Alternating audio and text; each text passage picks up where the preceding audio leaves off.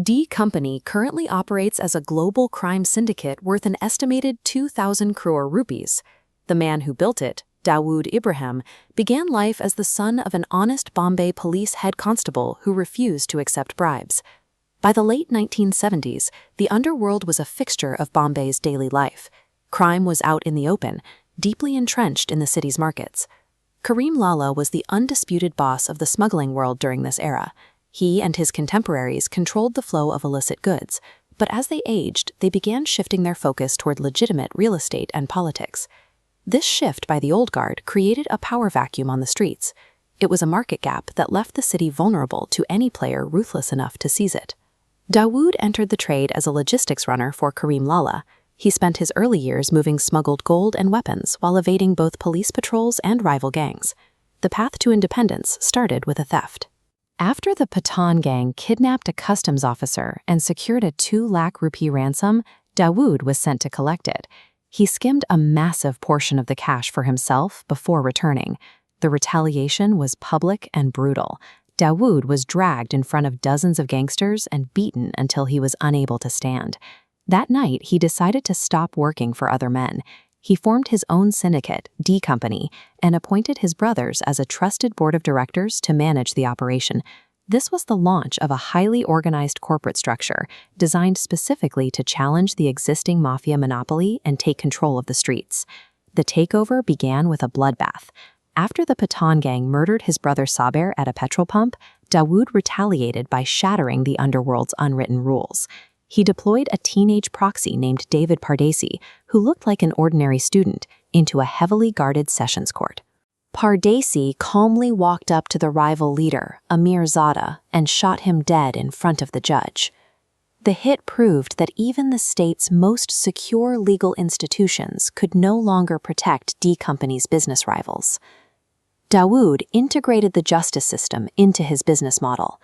He used high-priced lawyers to secure anticipatory bail, keeping him on the streets as his record grew. The bail-not-jail policy allowed him to operate uninterrupted, posting bond while planning the next crime. The Indian legal system became an overhead cost rather than a barrier. To Dawood, the law was a commodity that could be bought and managed.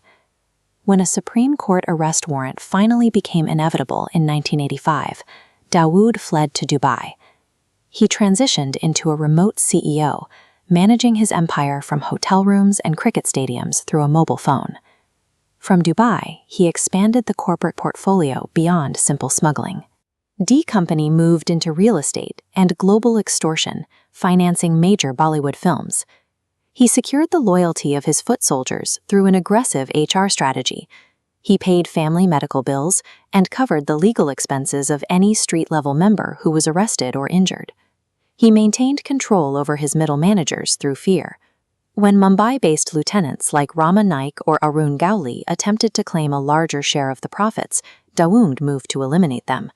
He utilized corrupt police sources to have his rivals placed in lockups, where they were subsequently murdered by his own loyal hitmen. This management style allowed him to run a multi-billion-dollar operation from thousands of miles away, completely insulated from the violence of the Mumbai streets. The 1992 Babri Masjid riots shifted the landscape of the country. The resulting unrest provided a new opportunity for Dawood to expand his influence through political violence. Pakistan's ISI intelligence agency approached Dawood in Dubai.